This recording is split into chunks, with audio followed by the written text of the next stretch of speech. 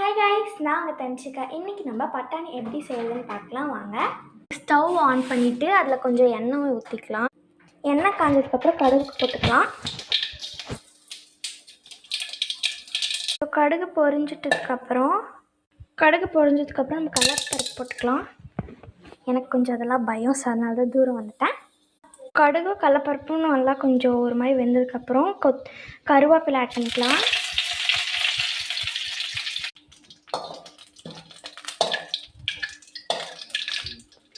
கொஞ்சம் கருவேப்பிலை இதானதுக்கப்புறம் நம்ம வெங்காயம் ஆட் பண்ணிக்கலாம்.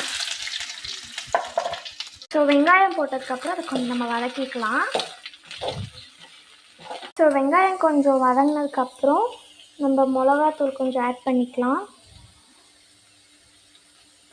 அப்புறம் கொஞ்சமாக மஞ்சள்தூள், அப்புறம் கொஞ்சம் உப்பு, இதெல்லாம் போட்டு நல்லா மிக்ஸ் பண்ணிக்கோங்க. உப்பு ஆல்ரெடி நான் கொட்டையில் போட்டு வேக வச்சுட்டேன். ஸோ வெங்காயம் வதங்குறதுக்காக நான் கொஞ்சம் உப்பு ஆட் பண்ணியிருக்கேன். இது நல்லா வதக்கிக்கோங்க. ஒரு மாதிரி ப்ரௌனிஷ் கோல்டன் ப்ரௌன் வந்ததுக்கப்புறம் நம்ம கொட்டையை சேர்த்திக்கலாம்.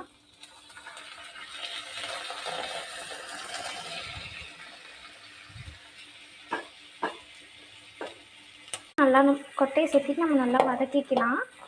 ஸோ இது நல்லா வதங்கினதுக்கப்புறம் நம்ம ஸ்டவ் ஆஃப் பண்ணியாச்சு.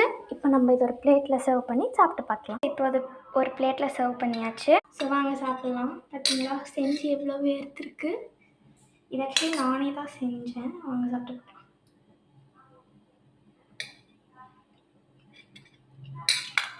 செம்மையாக இருக்குது. இது நானே கம்ப்ளீட்டாக பண்ணி நானே வீடியோலாம் எடுத்திருக்கேன். இந்த டிஷ்ஷும் எனக்கு யாருமே ஹெல்ப் பண்ணல, நான் ஒருத்தியே தான் பண்ணியிருக்கேன். எப்படி இருக்குன்னு கமெண்ட் பண்ணுங்கள். Bye guys.